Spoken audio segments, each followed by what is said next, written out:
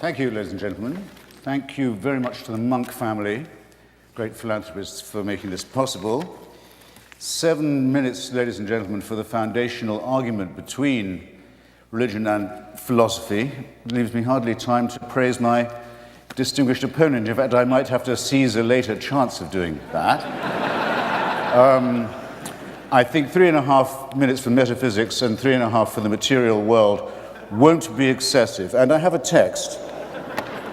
And it is from, because I won't take a religious text from a known extremist or fanatic, it's from Cardinal Newman. Recently, Prime Minister Blair's urging, beatified on his way to canonization, a man whose apologia made many Anglicans reconsider their fealty and made many people join the Roman Catholic Church, and is considered, I think rightly, a great Christian thinker. My text from the Apologia. The Catholic Church, said Newman, holds it better for the sun and moon to drop from heaven, for the earth to fail, and for all the many millions on it to die in extremest agony, than that one soul, I will not say will be lost, but should commit one venial sin, should tell one willful untruth, or should steal one farthing without excuse. You'll have to say it's beautifully phrased, ladies and gentlemen. But to me, and here's my proposition, what we have here, and picked from no mean source, is a distillation of precisely what is twisted and immoral in the faith mentality. Its essential fanaticism, its consideration of the human being as raw material, and its fantasy of purity. Once you assume a creator and a plan, it makes us objects in a cruel experiment whereby we are created sick and commanded to be well. I'll repeat that. Created sick and then ordered to be well. And over us to supervise this is installed a celestial dictatorship, a kind of divine North Korea.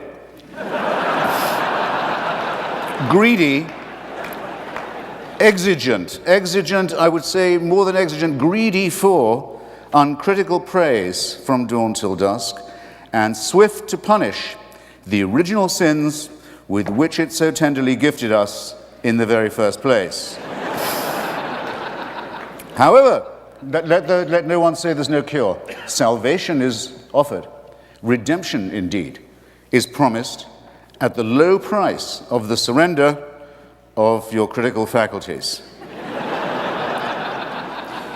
Religion, it might be said, must be said, would have to admit, makes extraordinary claims, but though I would maintain that extraordinary claims require extraordinary evidence, rather daringly provides not even ordinary evidence for its extraordinary supernatural claims. Therefore, we might begin by asking, and I'm asking my opponent as well as you when you consider your voting, is it good for the world to appeal to our credulity and not to our skepticism?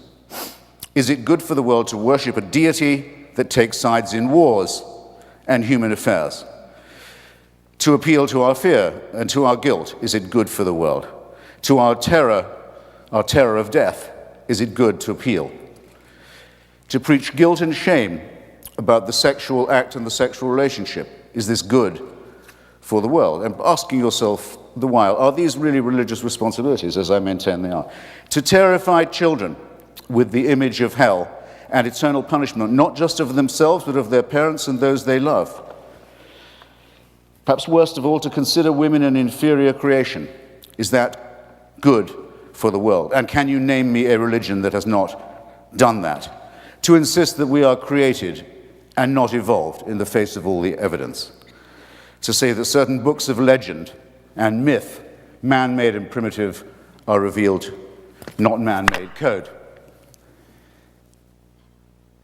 Religion forces nice people to do unkind things, and also makes intelligent people say stupid things.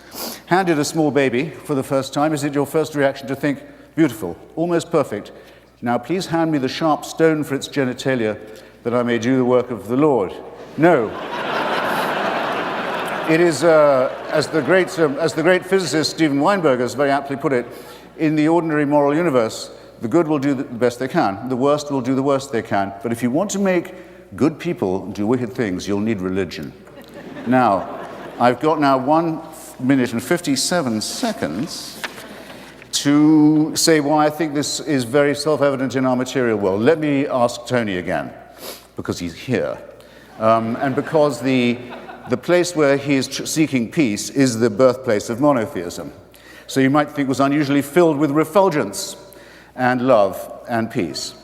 Everyone in the civilized world has roughly agreed, including the majority of Arabs and Jews and the international community, that there should be enough room for 2 states, for 2 peoples in the same land. I think we have a rough agreement on that.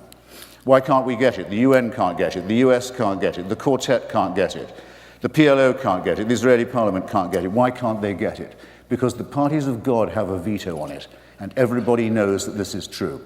Because of the divine promises made about this territory, there will never be peace, there will never be compromise. There will instead be misery, shame, and tyranny, and people will kill each other's children for ancient books and caves and relics. And who is going to say that this is good for the world?